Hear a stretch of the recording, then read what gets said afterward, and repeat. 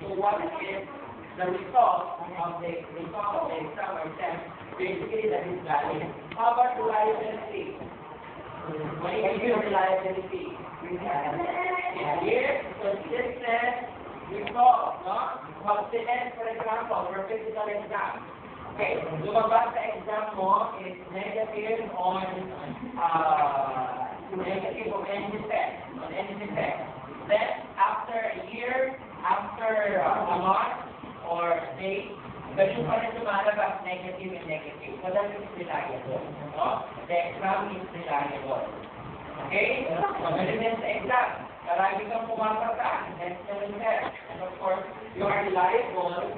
The exam is reliable that it tests your IQ. No? Talagang masasin kayo. So that is reliability and validity. Okay. Volunteer.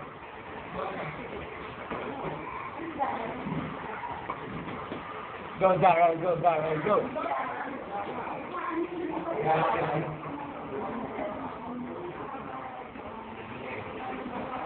Doon mo